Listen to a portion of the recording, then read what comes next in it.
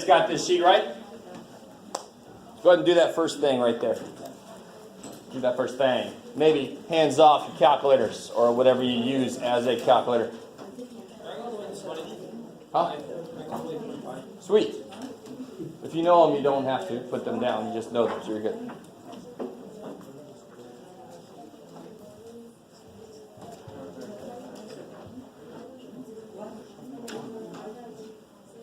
Yeah. I have one question about this. The line? Oh, printer is dying. Yes. New one on the way.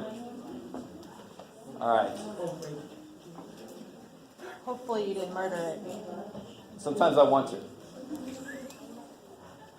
All right. All right. So you should know up to. You should. I know some of you guys know past these, but you should know at least these. All right. So 4 is 16. Now watch. I don't know if you guys ever noticed this. How far apart are these? 1. How far apart are these? 3. Keep going. 5. 7. 9 would be 25. 11 would be 36. What kind of black magic is this? 13 would be 49. Have you guys ever? Yeah. And you're like, I don't look at numbers like that. You guys see what I'm saying? Okay. All right. Let's see. And so forth. So you got 64, 81, 100, 121, 144, 169. If you want to go through. All right. The more you know these, obviously, like it would have helped a lot. I think I told you guys to write a few squares down before, and we're doing difference of squares. So you can identify those numbers. On the back is going to be cubus down here. So you should know a few cubus. Now, I didn't put negatives up here. There's no real need to. If I did put a -1, well, what's the -1 squared? 1. And if you come up and show me your calculator, say, my calculator is deficient, Jeff. I put -1 squared and you told me it's -1. Well, yeah, because you didn't put square -1. You put -1 squared. All right, so user error for that. Don't question your calculator's battery. Everybody with me so far? It's not too bad. Now, to be honest, normally when we say the square root of 9, we mean something very specific. Like, what is the square root of 9? 3. Beautiful. And that's because when we say square root of 9, we think the principal square root. If I said, what are the square roots of 9, the answer is 3 and -3. Because the square root is officially what you square to make the number. And of course, how many things do I square to make 9? 2 things. -3. Positive. All right, you guys with me? Yeah. So if they ask you in the homework, what are the square roots of 25? Don't just say 5 and -5. Because both of those squared are 25. I like it. But normally in everyday math language, when I say what is the square root of 25, I mean the principal square root, which is the one that's positive, the non-negative square root. Why do we say non-negative, by the way? What number forces me to use that word? Why can't I say positive? 0. Stupid 0. It's both and neither. Positive and negative. All right. So square roots of 25, we already said. 5 and -5. What are the square roots of -4?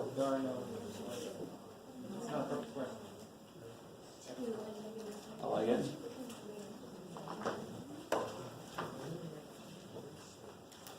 I'm just gauging you guys. Some of you guys had a really rough weekend. I'm sorry. You're here. That's good. Yeah, this one, you can't take the square root of a negative number using real numbers. Some of you guys might know what other numbers are there besides real numbers. Unfortunately, they're called imaginary. Negatives were initially thought of as imaginary bullshit. Like, how the hell? If you got 3 apples and you take 4 away, excuse me? I have apple black hole. I mean, so at first people were like, there's no negatives. What is wrong with you people? Right? And nowadays we're like, of course there's frickin' negatives. Look at my bank statement, right?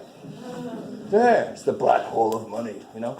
You guys kind of with me? So unfortunately, the square roots of negative number idea did not kind of roll past imaginary the way the negative. Eventually the negatives are like, oh yeah, we need negatives. Oh yeah, they exist. Oh yeah, they have physical meaning. Okay.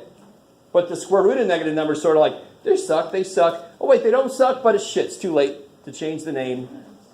And it really sucks because you guys sometimes don't buy into the ideas. You don't see how they work, and you're like, if something called imaginary, you're going to be, I knew it. Every freaking day this guy makes shit up. It's just unfortunate naming. When we get into the imaginary numbers, I'm going to show you the first of a series of videos about imaginary numbers. I didn't do that yet, did I? I think I showed somebody else. Thank God. Okay. I don't think I did. No. What is the square root of 0? 0. And this one is not real. If you say it doesn't exist, you're fine. Officially, it's just not real. And we've only talked about real numbers so far. All right, I like it. So tell me, what's this? What's negative square root of 4? Negative 2. Yeah, that's 2.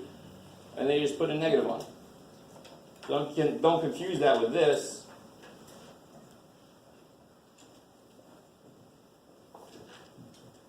I like it. Okay, cool. Can you find square roots of negative numbers? Not yet. No, not using real numbers. So the short answer is no. How many square roots will every positive number have? 2. Using the square root above, can this represent a function? Oh, shit. So what? I can't remember we actually said this explicitly, but you should know this coming in. What is a function? What is a function? Function. What is a function? Oh, I love you guys, y'all. Everybody's averting thine eyes. Don't look at me.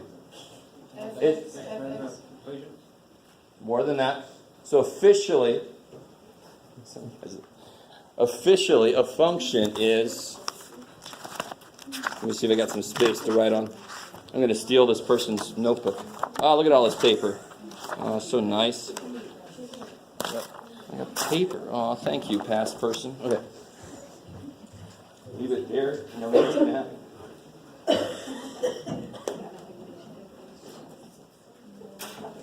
Guys, here we go. Do you guys remember the test for a function? If you have a graph, is this a function? Why? Vertical line test. Okay, guys, stay with me. You ready? The vertical line test is a visual representation of the definition of a function. God, there's a lot of shuns. The vertical line test is a visualization of the definition of what is a function. So, right here, when I draw a vertical line, let me put a specific number here. This is -1, let's say. What is the equation of that vertical line? Vertical line. What's the equation of a vertical line? X equals, in this case, -1. So that is for an X value. How many outputs are there for that one input?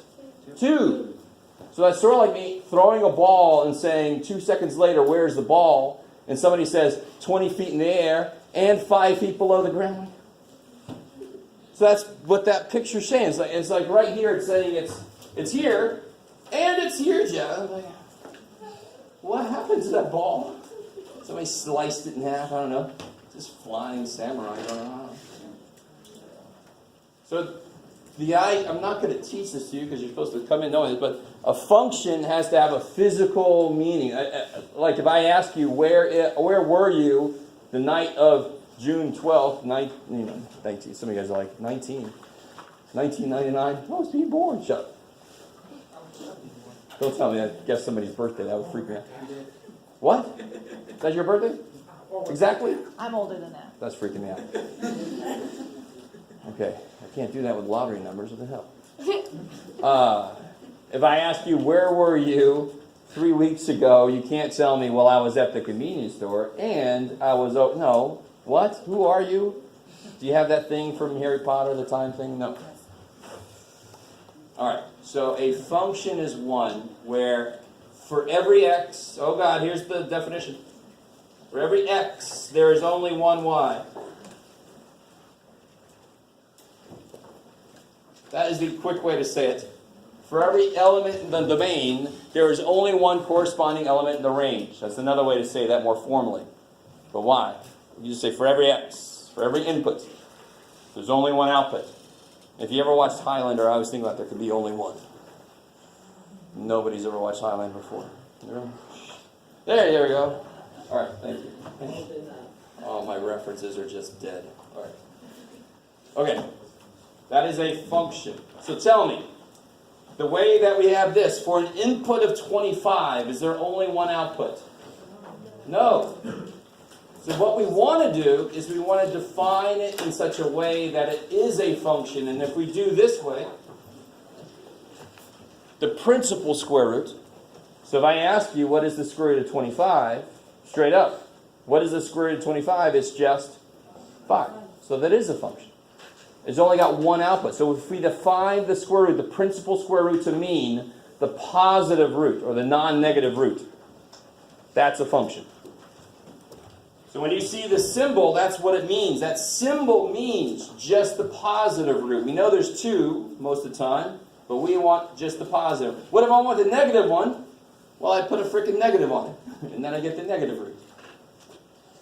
So again, what's the roots of 4? The square roots of 4? Oh my God. 4. Yeah, 2 and negative 2. What's the negative square root of 4? Is the negative root. What's the square root of 4? 2. No, what's the square root of 4? 2. So this symbol gives me the positive root. If I want the negative root, I just put a negative on it. So what's the square root of 81? 9. Good. When they use that symbol, they mean the positive one, or the non-negative one. What's this guy?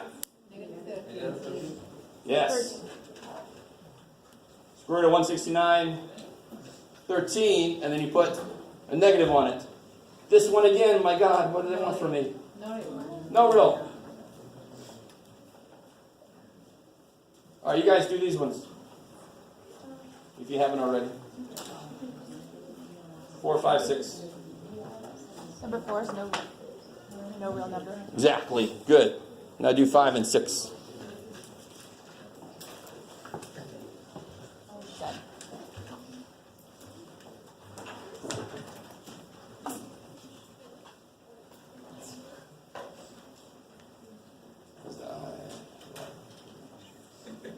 Good.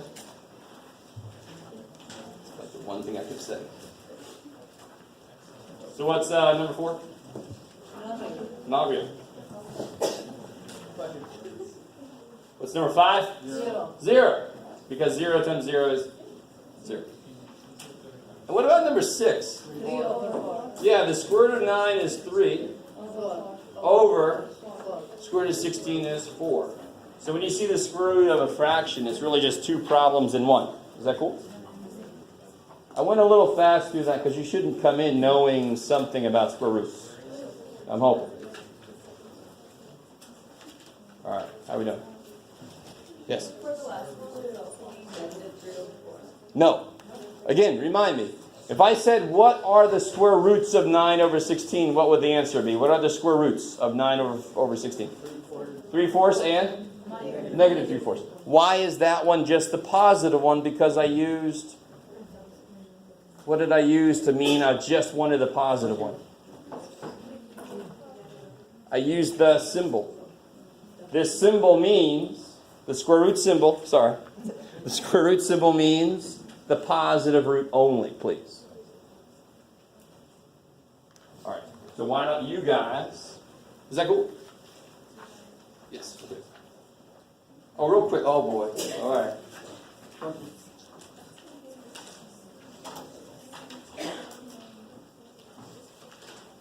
You guys doing okay so far? There are a few little definition things that were maybe sort of new, but the square root, you know the square root. If you see that symbol, you know for sure it's just a non-negative answer. That square root symbol, yeah. What the hell's this?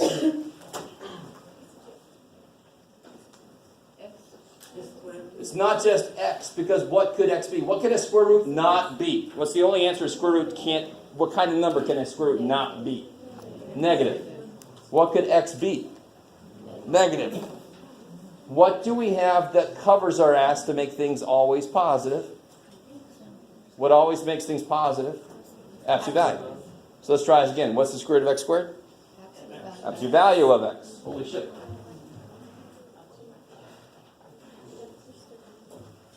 So what's the square root of m squared? Absolute value of m. What's the square root of x minus 2y squared? Absolute x minus 2y. Yeah, so whatever the hell's in there, squared, you just make the absolute value of it.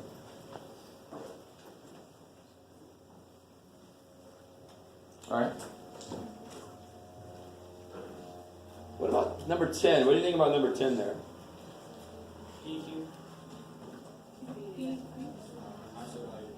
Yeah, care p cubed. Because what's a square root do to something?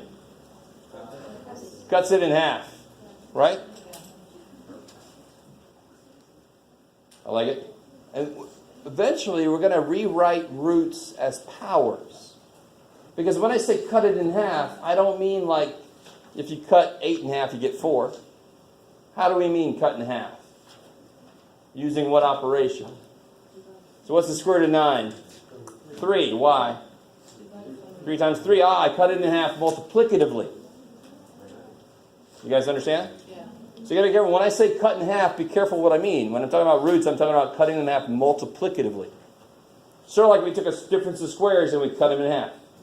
I used that language back then. That's what I meant. All right, so this is definitely, now be careful now. It's not p cubed. That's not right. Absolute value of p cubed. Because what could p cubed be? A negative number. Yes, sir. What would happen if it was like P9 instead of P6? Okay, cool. Can you cut 9 in half multiplicatively? Not the 9. Yeah, you can't. All right, let me try to say this again. Can you cut 9 in half additively? Because what do I actually do when it's a power? I don't cut it in half. All right, let me see if you guys really get this. Why is the answer to this something related to p cubed? Because what's p cubed times p cubed? P to the 6th. I like it. So what do you do with powers when you multiply things with powers? You add them. All right. Oh, you're going to love this. Let me see if you guys can keep this. It's always cutting things in half multiplicative. Always. P cubed times p cubed is p6. That's why that's the answer.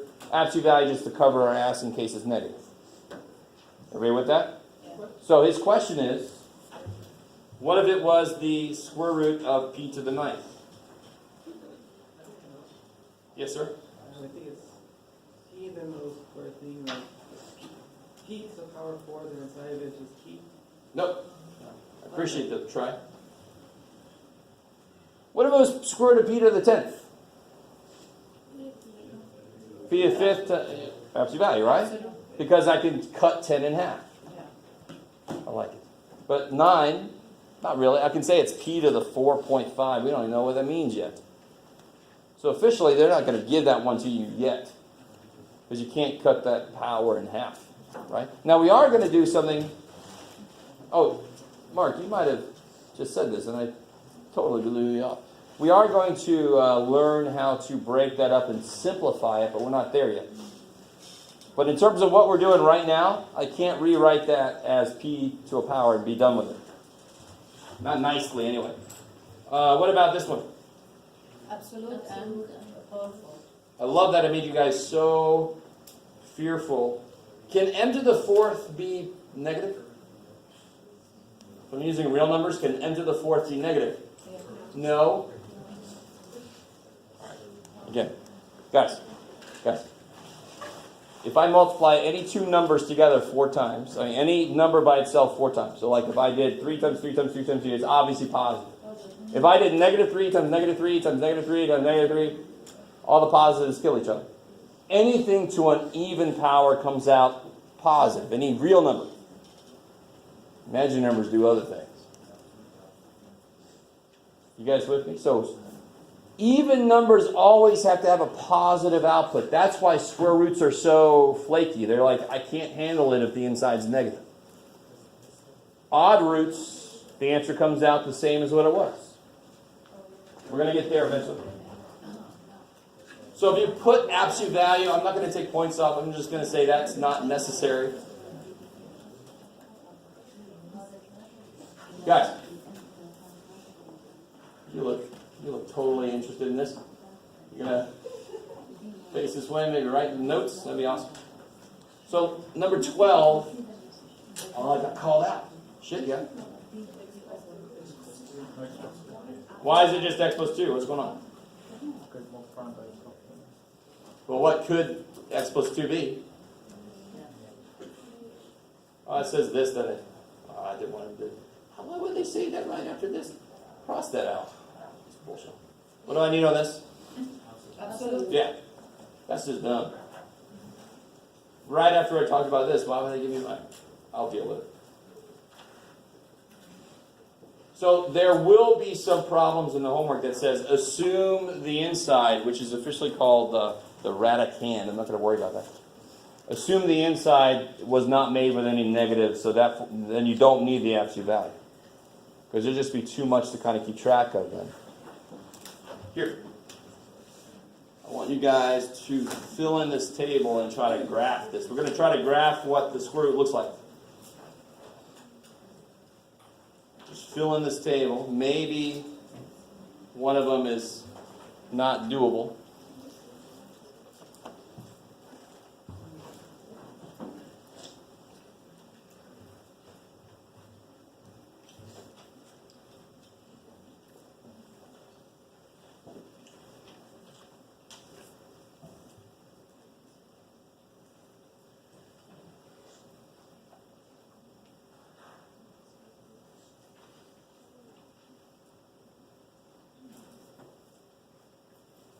You get this filled in trying to graph that sucker. What is the top one here? No. Yeah, not real, or for right now we'll say undefined. So there are no points below 0. There's no graph below 0. It doesn't exist back there.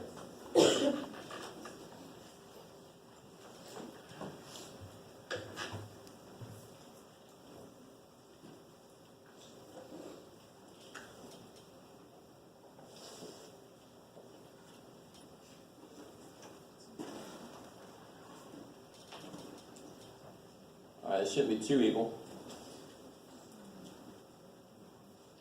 Square root of 0 is 0. That's crazy. So that's 0.00. Square root of 1 is 1. Then you start to think maybe it's a straight line. Square root of 4 is 2. Square root of 9 is 3.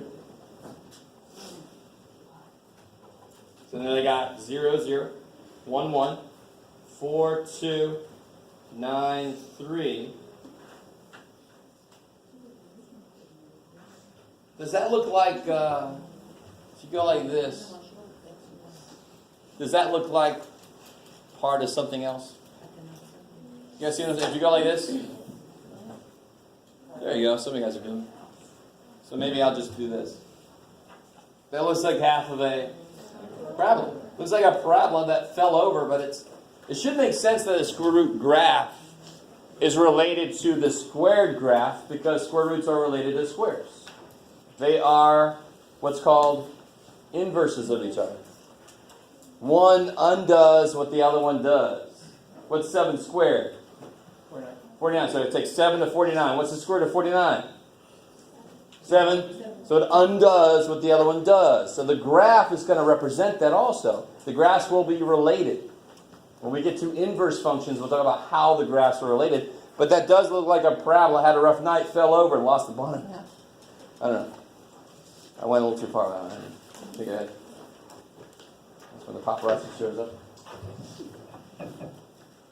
What's the domain of this sucker here? What's domain reference? Which letter does the domain refer to? X. I love it. So what's the domain? What's the lowest X value I can use? 0 is crazy. What's the largest X value I can use? Not 9. We just stopped there because we got lazy. I could use all the way up to infinity, almost. That's why I put a parenthesis on there. What about the range? What's the lowest output? 0. And again, infinity. I like it. It just goes to infinity very slowly. This sucker is always going up. But it's going up slower and slower and slower. Gas. That's a good spot right there before we won't do cubics. Try to fill that in on your own. Hopefully I'll have the rest of this packet for you tomorrow. We'll see if that's too big of a dream of mine. We'll see. If anybody didn't get their test back, come on up here.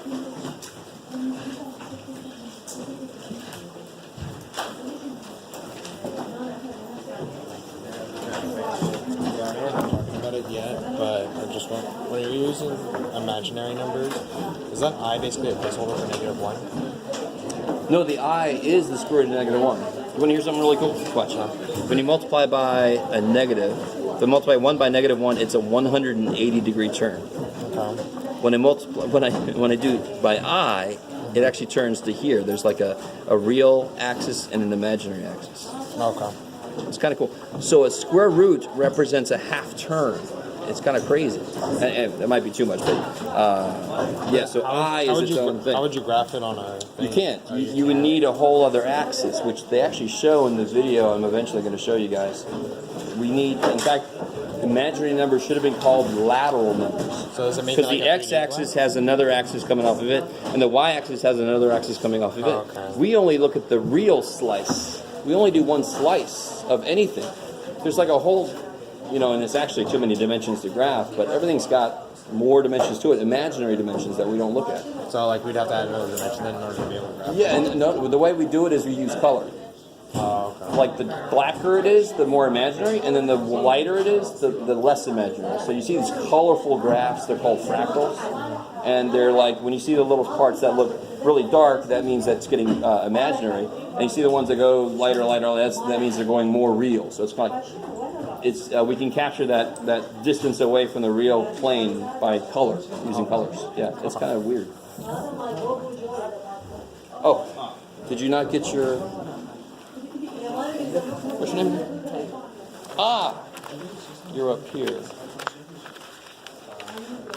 So you need there. Okay. Sure.